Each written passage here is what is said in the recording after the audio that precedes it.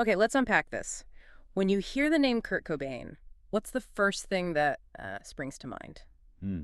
For so many of us, it's this kind of whirlwind, right?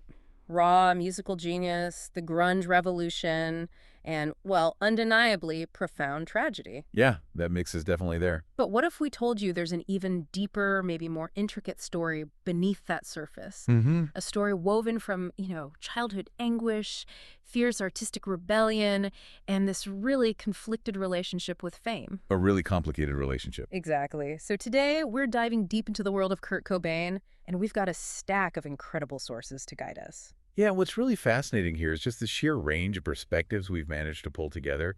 It's quite something. Tell us about them. We've got excerpts from Charles R. Cross's big biography, Heavier Than Heaven, which is pretty definitive. Right. Then there are these really intimate interviews from Salon.com, some very candid discussions from fans on Reddit, r Nirvana, r grunge. Oh, interesting. Real fan takes. Yeah, exactly. Plus, academic articles like from rhetoricos at Fordham and even, official documents. The Seattle Police Department's case report is in there too. Wow. Okay. So a broad spectrum. It is, and our mission really is to try and piece together the man behind the myth, explore the struggles, the triumphs, and the impact he still has. Yeah, not just looking at the facts, but what they mean, you Yeah. know? Why his story, decades later, still resonates, still sparks conversations. Precisely. So get ready for a deep dive, hopefully one that gives you a fresh perspective on a true icon. Let's do it. Okay, so first up, early life. Our sources, they paint a picture that's, well, a world away from rock star glamour. What were those early conditions like? What shaped him? Well, he was born in Aberdeen, Washington. It was a town facing, pretty serious economic decline. Right. That sets a certain backdrop. It does. And his early life was marked by significant emotional turmoil. His parents' divorce when he was 9. Heavier Than Heaven calls it an emotional holocaust. Wow. That's a heavy term. It really is. Yeah. And it shows the impact. Apparently, he wrote, "I hate mom, I hate dad," on his bedroom wall. God, that's rough for a kid. Yeah, and he suffered physically too. Stress-related malnutrition, an involuntary eye twitch, feeling like he was somehow to blame for the family breaking up. That is a massive burden for a child to carry. Huge. And it sounds like this early pain, it needed an outlet, a powerful one. The sources keep highlighting creative expression, right, as a coping mechanism. Absolutely. Drawing, writing stories, making up songs and lyrics. It started really young. Was there music in the family? Yeah, his family had an artistic and musical background, so that fostered his creativity. It was his way to, articulate feelings, build an identity. Especially when struggling with other stuff, like school identity. Right. Identity, school struggles, brief stints doing janitorial work, even thinking about the military just to escape. An escape, yeah. He was described as a kid who preferred the shadows, the quiet and the concealed. Always felt like an outsider. And these influences weren't just internal, were they? Our sources talk about his musical awakening, too, punk rock. Oh, definitely. He actively rejected what he saw as, like, sexist classic rock. Aerosmith, Led Zeppelin. Not for him. Okay. He found his home in the sound of bands like Killing Joke, the Sex Pistols, Circle Jerks, Black Flag. More aggressive, more eating for him. And this raises a really interesting question, doesn't it? How deeply did that personal search for identity mesh with his artistic one? It seems completely intertwined. He even questioned his own sexual identity.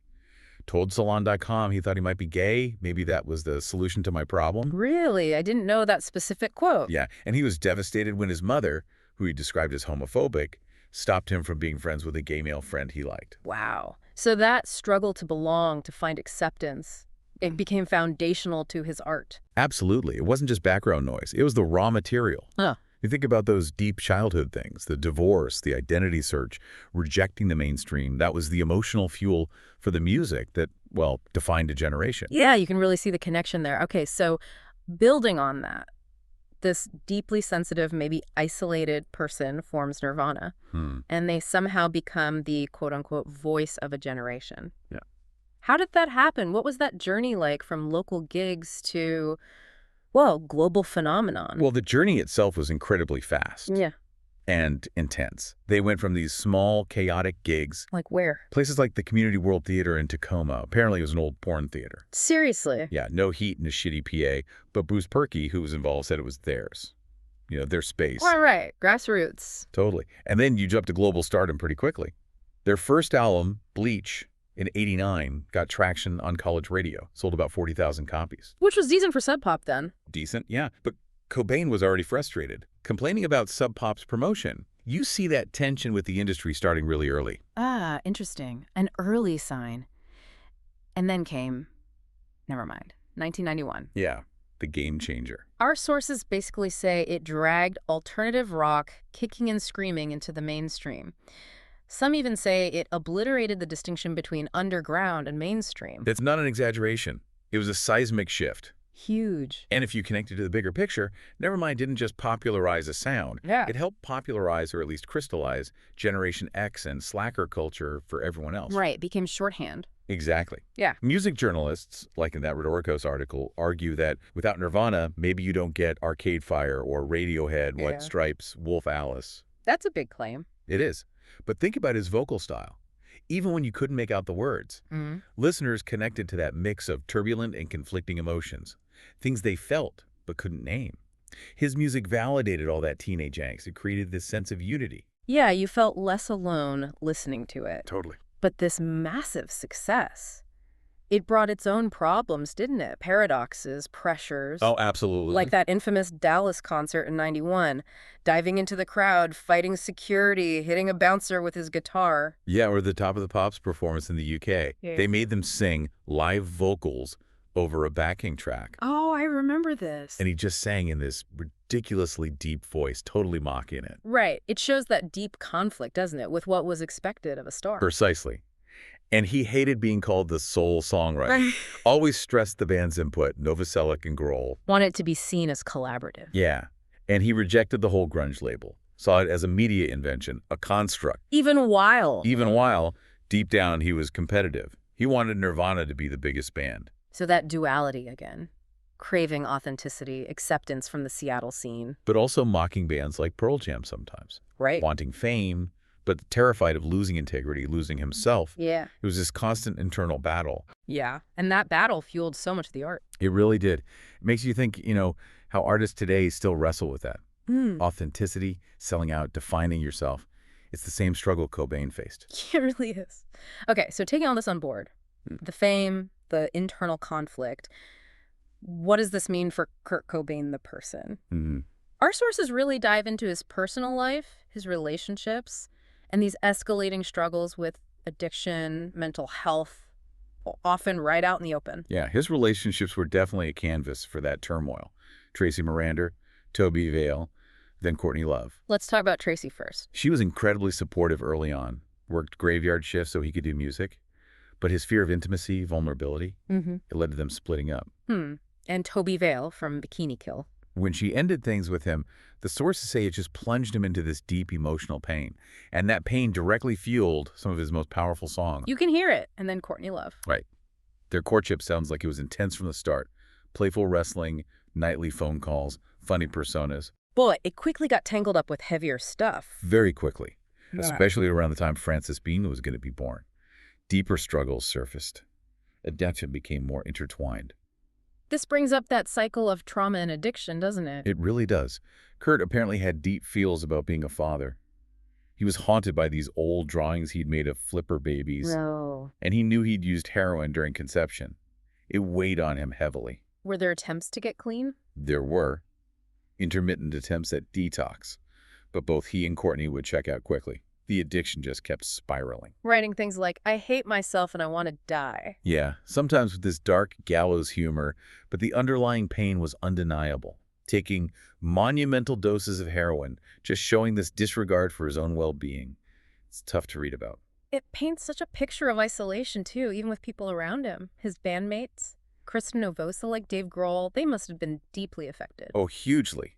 The Reddit threads, they recall this story. Chris driving Kurt to rehab, and Kurt just lashed out, punched Chris, and ran off. Apparently that was their last encounter. Just tragic. Unbelievably sad. And those Reddit discussions, what else do they reveal about how people saw it then?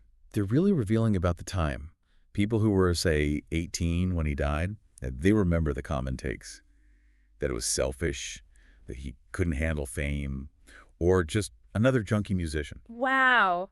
Very little nuance. Very little. Yeah. There just wasn't the public understanding of mental health we have now, or starting to have.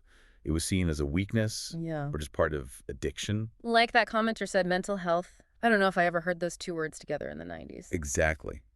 That lack of empathy, that lack of understanding, it created this huge barrier for him. Even though he seemed to know people cared. Yeah, his own writing shows that. He wrote, "I still fuck up and I can't afford it not once more because every time it causes more horrendous problems with the people who I work with and who care about me." He knew. He knew the impact. But despite all the chaos, there was this deep yearning for stability, for a normal life, family, a reason to smile.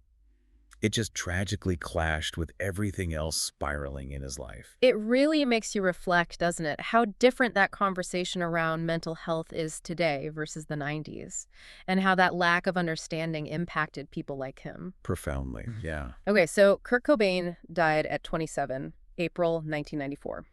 An event that became this tragic, definitive endpoint for so many. The 27 Club. Right.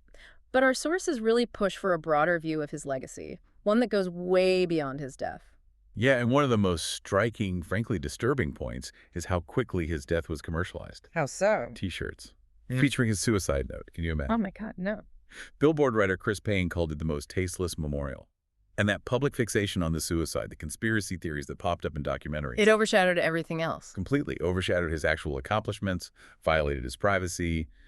It became the whole story for a lot of people. But people tried to push back against that, like his former co-manager, Danny Goldberg. Exactly. Goldberg's 2019 memoir, Serving the Servant, really tried to reclaim that narrative. He wanted to highlight the empathetic, brave, and talented musician with that unforgettable smile. The aspects that got lost. The aspects that got totally lost in the tragedy. And Goldberg rightly observes that Nirvana's music just transcends generations. You still see the T-shirts everywhere. Everywhere. Young people wearing them, like Romeo Beckham was mentioned, kids who weren't even born when Cobain died. It's true. That Fordham article calls it a reinvigorated legacy.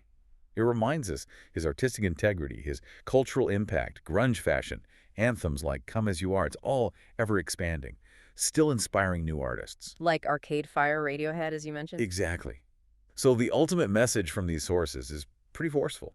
One ill-fated event should never overpower an entire lifetime of accomplishments. He needs to be remembered for more. For his avant-garde artistic style, for inspiring a generation, that impact is it's indisputable. Yeah. It really makes you consider how we remember public figures, especially those who die young and tragically.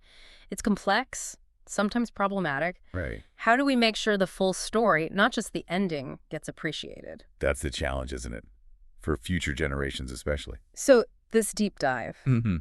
it really shows this profound link between Kurt Cobain's personal anguish and his, well, unparalleled art. Almost inseparable. His influence reshaped music, culture, gave a voice to a generation, even while he was wrestling these immense pressures, fame, addiction, and a society that just wasn't equipped to understand. Yeah, his journey is such a powerful reminder of the raw, vulnerable power of art that comes from pain, but also the heavy cost sometimes of sharing that pain with the world. And it definitely highlights how much our collective understanding of mental health has evolved or needs to keep evolving. Yeah. The responsibility we have now to look at complex lives with more empathy, more nuance. Absolutely. So, thinking about Kurt Cobain now, Got him. beyond the icon, beyond the tragedy, what aspects resonate most with you? His artistic courage, that vulnerability, even that quiet desire for a normal life. And maybe how might a more empathetic understanding of mental health back then and now change not just his story, but the stories of so many others who struggle in the public eye? It's a crucial question. It's something definitely worth reflecting on.